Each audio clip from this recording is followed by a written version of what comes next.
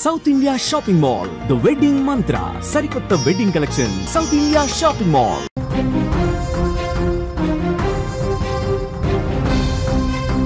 Is breaking news చూస్తున్నాం. Russia Ukraine కూడా వెనక్కి తగ్గనంటుంది. మూడేళ్లలో జరగని భయంకర యుద్ధం అక్కడ జరుగుతోంది.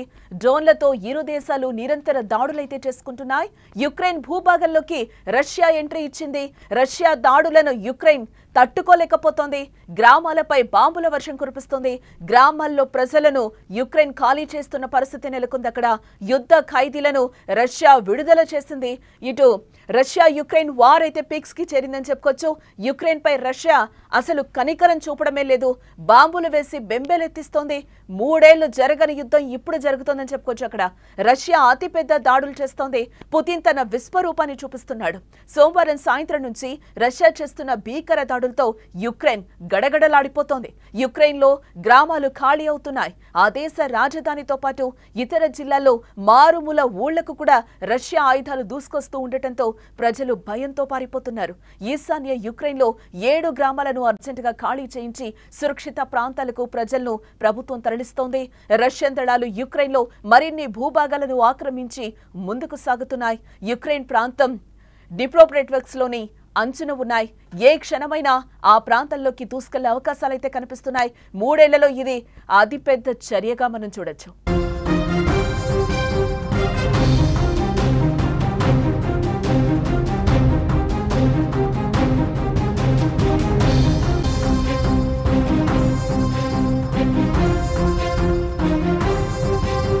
రష్యా చేస్తున్న నిరంతర దాడుల్లో యుక్రెయిన్ కు ప్రాణ ఆస్తి నష్టం భారీగా జరుగుతోంది.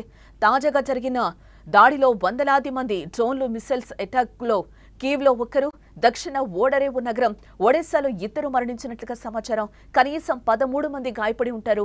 సెయింట్ సోఫియా, కేథడ్రల్ తో సహా భవనాలు దెబ్బతిన్నాయి.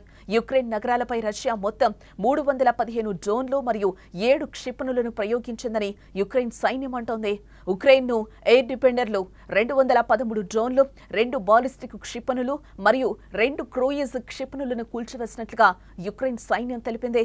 రష్యా దాడులకు ప్రతీకారంగా యుక్రెయిన్ కూడా దాడులు చేస్తున్న పరిస్థితి అక్కడ నెలకొంది. అయితే యుక్రెయిన్ దాడులను రష్యా అడ్డుకుంటోంది. సోమవారం రాత్రి నుండి మంగళవారం వరకు వైమానిక రక్షణ విభాగాలు 109 యుక్రెయిన్ డ్రోన్లను కూల్చివేసినట్లుగా రష్యా రక్షణ మంత్రిత్వ శాఖ ఇప్పటికే తెలిపింది. బెల్గోరోడ్ నగరంలోని పెట్రోల్ బంకుపై యుక్రెయినియన్ డ్రోన్ దాడిలో 1 మృతి చెందగా మరో 4 గాయపడినట్లుగా ప్రకటించింది ప్రభుత్వం.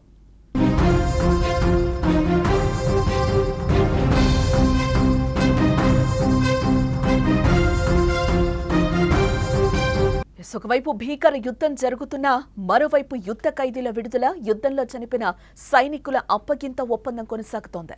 రష్యా మానవతా దృక్పథంలో యుక్రెయిన్ యుద్ధ ఖైదీలను విడుదల చేసింది.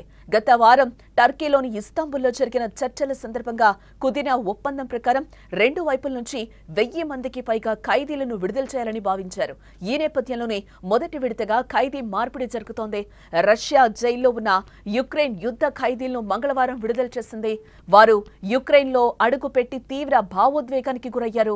ఆయన వారిని చూసుకుని ఆలింగనం చేసుకుంటూ కన్నీరు కార్చుకున్నారు.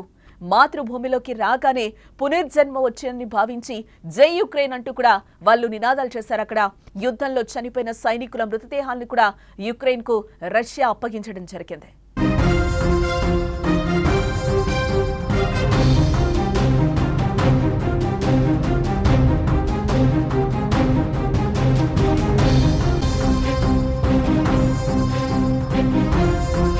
శాంతి చర్చల నేపథ్యంలో మృతదేహాలు, యుద్ధ ఖైదీలను మార్పిడి చేసుకున్న ఉక్రెయిన్ రష్యా యుద్ధంలో మాత్రం వెనక్కు తగ్గకపోవటం ప్రపంచాన్ని ఆందోళనకు గురి చేస్తోంది. 3 ఏళ్ల కిందట బలమైన రష్యా యుద్ధం ప్రారంభిస్తే యుక్రెయిన్ ఓడిపోతుందని, తొందరగా యుద్ధం ముగుస్తుందని అంతా భావించారు. కానీ అంచనాలకు మించి రష్యా దాడులను ధీటుగా ఎదుర్కొని యుక్రెయిన్ నిలబడింది. దానికి కారణం మిత్ర దేశాలు అందిస్తున్న సాయమే. ప్రత్యక్షంగా, పరోక్షంగా యూరప్ దేశాలు, అమెరికాలో జెలెన్స్కీకి ఇప్పటి వరకు మద్దతుగా నిలబడ్డారు. ఇటీవల యూకే కూడా భారీగా డ్రోన్లను యుక్రెయిన్ కు అందించింది. అయితే గత కొన్ని రోజులుగా ఈ దాడులు, ప్రతిదాడులు మరింత ఉధృతమవుతున్నాయి. ఎప్పుడూ చూడనంతగా ఇరు దేశాలు భీకర దాడులు కూడా చేసుకుంటున్న పరిస్థితి కనిపిస్తోంది. శాంతి చర్చలు ప్రారంభానికి ముందు ఆపరేషన్ స్పైడర్ వెబ్ తో యుక్రెయిన్ దాడి చేయటం యుద్ధం మరో మెట్టెక్కిందని చెప్పుకోవచ్చు. ఇక్కడ మధ్యలో ట్రంప్ వచ్చి మాట్లాడినా కూడా అక్కడ పుతిన్ వినని పరిస్థితి అయితే మనకి కనిపించింది. శాంతి చర్చలకి ఒప్పుకోను, యుక్రెయిన్ ఉగ్రదాడి చేస్తుంది, దీనికి ప్రతీకారం తీర్చుకుంటానని కూడా పుతిన్ చెప్పిన పరిస్థితి కనిపిస్తుంది. అదే యుక్రెయిన్ ఇప్పుడు కాళ్లు పట్టుకుంటున్న పరిస్థితి. ఆపండి, రష్యాకి చెప్పండి అని కూడా అందరినీ వేడుకుంటున్న పరిస్థితి కనిపిస్తుంది. ఊర్లు నాశనం అయిపోతున్నాయి. అక్కడ గ్రామాల నుంచి కూడా ప్రజల్ని తరలిస్తున్న పరిస్థితి కనిపిస్తుంది. మనం ఆ విజువల్స్ కూడా యుక్రెయిన్ లో పరిస్థితి ఏ విధంగా ఉందో కూడా మనం అక్కడ సుమన్ టీవీ స్క్రీన్ మీద అయితే మనకి క్లియర్ గా కనిపిస్తున్న పరిస్థితి కనిపిస్తుంది. ఎవరైతే యుద్ధ ఖైదీలు ఉక్రెయిన్ లోకి వచ్చారో వారందరూ కూడా కన్నీరు పెట్టుకుంటున్న పరిస్థితి అయితే కనిపిస్తుంది.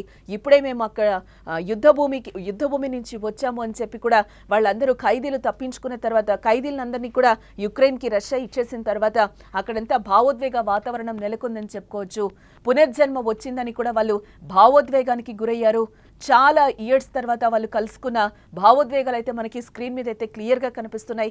ఎస్, రష్యా ఇంకా దాడులు చేయడానికి రెడీగా ఉంది, యుక్రెయిన్ లో ఉన్నట్లుగా కూడా మనకి తెలుస్తుంది. గ్రామాలపై బాంబుల వర్షం కురిపిస్తున్న పరిస్థితి అయితే మనకు అక్కడ కనిపిస్తుంది. యుక్రెయిన్ అసలు ఈ దాడులకి తట్టుకోలేకపోతున్న పరిస్థితి అయితే కనిపిస్తుంది. గ్రామాలపై భీకరమైన దాడులు చేస్తుంది. ఇటు యుక్రెయిన్ కూడా ఉగ్రదాడి చేస్తుంది రష్యా అని చెప్తుంది, రష్యా కూడా యుక్రెయిన్ ఉగ్రదాడి చేస్తుంది అని కూడా చెప్తున్న పరిస్థితి కనిపిస్తుంది. రష్యా దెబ్బతో యుద్ధం ఆపాలంటూ యుక్రెయిన్ కోరుతోంది. రష్యా ఇదే దూకుడు కొనసాగిస్తే యుక్రెయిన్ కి కష్టాలు తప్పేలా లేవు.